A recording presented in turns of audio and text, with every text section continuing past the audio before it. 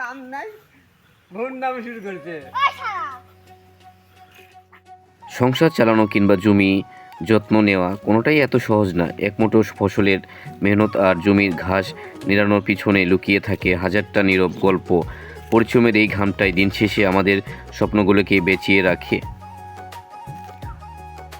মাঠের সবুজ ঘাসের মাঝে বসে ছোট মেয়েটি আপন মনে ঘাস নিয়ে খেলায় মেতে আছে, আর ঠিক পিছনেই শান্ত পরিবেশে গরুগুলো নিশ্চিন্তরে চড়ে বেড়াচ্ছে। গ্রামের এই সহজ সরল রূপ আর নীরব পরিবেশ মনকে অদ্ভুত এক শান্তি এনে দেয়। চারপাশে শুধু সবুজের সমারোহ, আর মাথার উপরে নীল আকাশের ভেসে বেড়ানো মেঘের ভেলা।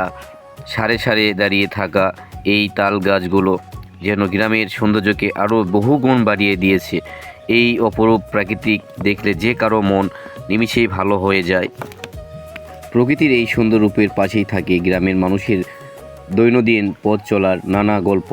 বৃষ্টির পর মেঠো পথগুলো ঠিক এভাবেই কাদায় ভরে যায়, হাজারো প্রতিকূলতা, আর এই কাদামাটি পেরিয়েই কিন্তু গ্রামের মানুষগুলো প্রতিনিয়ত তাদের গন্তব্যে পৌঁছাতে হয়।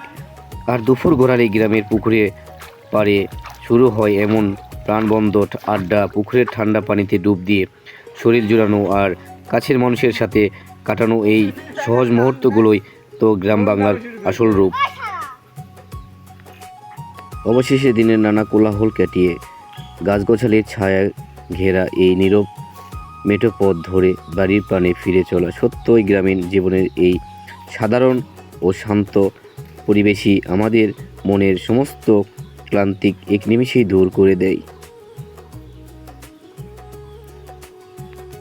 আমাদের আজকের এই সাধারণ ব্লগটি ভালো লাগলে চ্যানেলটি সাবস্ক্রাইব করে সাথে থাকবেন। ধন্যবাদ সবাইকে।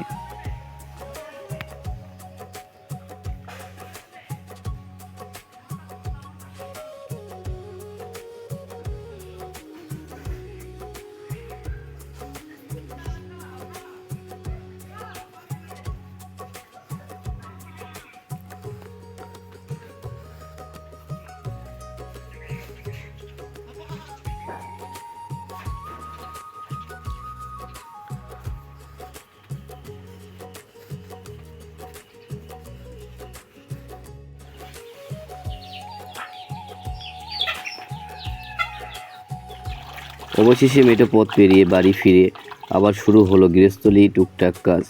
মাটির উঠান বা ঘর লেপার জন্য মাটি গুলিয়ে প্রস্তুত করার এই কাজগুলো গ্রামীণ জীবন ধারায় ঐতিহ্যবাহী এক অংশ।